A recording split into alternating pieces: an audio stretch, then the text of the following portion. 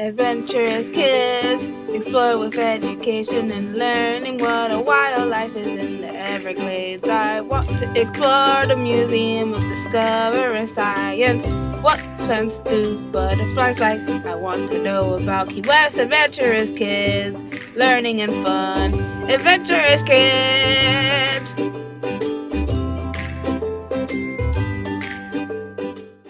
Today we are going to tell you about remote control. In electronics, a remote control or clicker is an electronic device used to operate another device from a distance, usually wirelessly.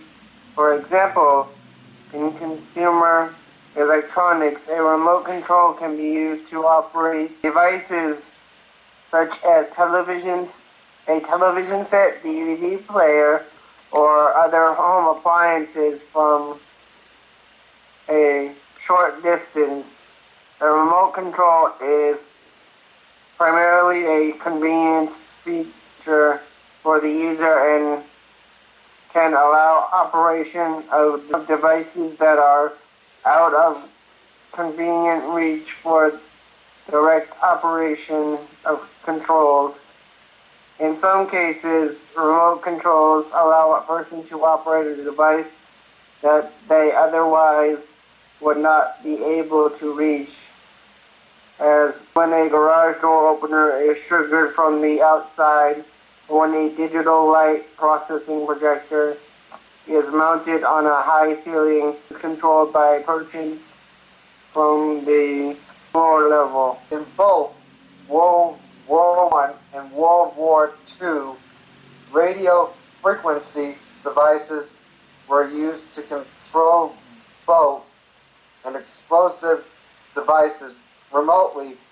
Eventually, scientists would figure out how to incorporate that technology into all sorts of electronic devices.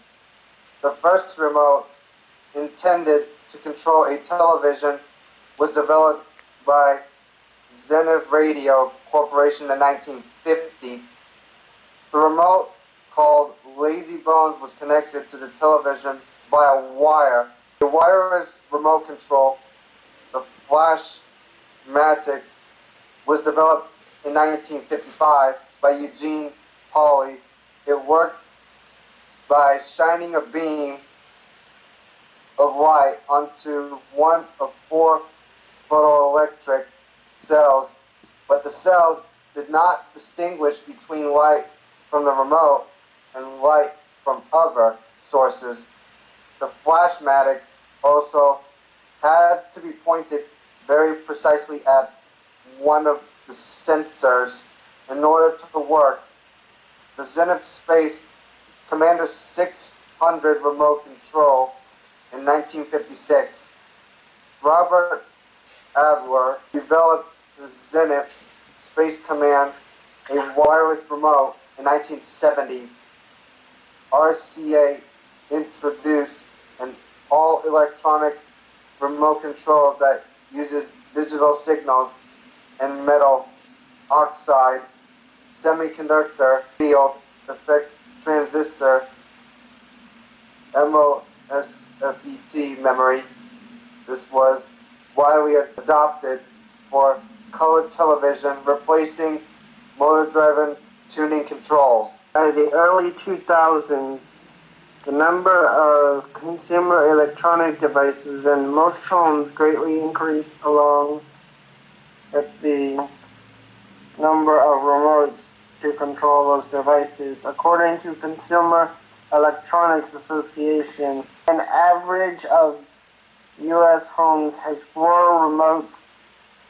To operate a home theater, as many as 5 or 6 remotes may be required.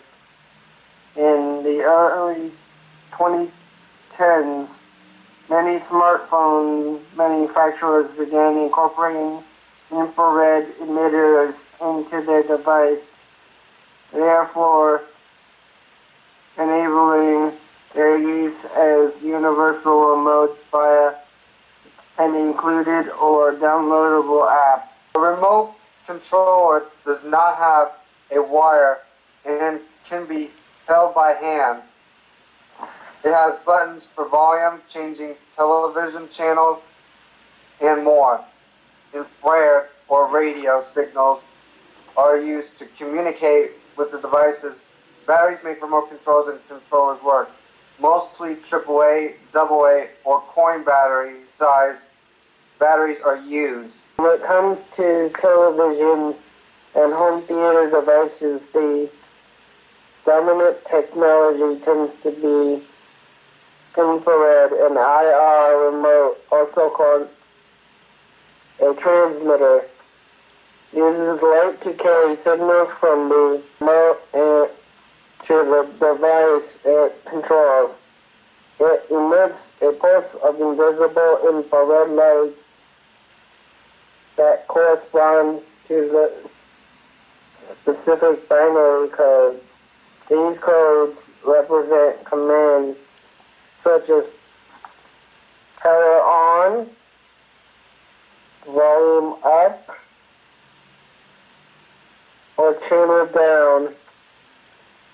The control device, also called the receiver, decodes the infrared pulses of light into binary code, and its internal microprocessor understands. Once the signal is decoded, the microprocessor executes the command. IR remotes use LED lights to transmit their infrared signals. This results in a few limitations of the technology. Since light is used to transmit the signal, IR remotes require a line of sight, which means you need an open path between the transmitter and receiver. This means that IR remotes won't work through walls or around corners. They also have a limited range of about 30 feet. Radio frequency remotes work in a similar way. Instead of using infrared light, though, they transmit binary codes to a receiver via radio waves. This gives RF remotes a much greater range than IR remotes. RF remotes can work at distances of 100 feet or more. This makes them useful in applications such as garage door openers and car alarms. Remote controls are used in photography, in particular to take long exposure shots such as the GoPros, as well as standard DSLRs, including Sony's Alpha series, incorporate Wi-Fi based remote control systems. These can often be accessed and even controlled via cell phones and other mobile devices. Video game consoles have not used wireless controllers until recently, mainly because of the difficulty involved in playing the game while keeping the infrared transmitter pointed at the console.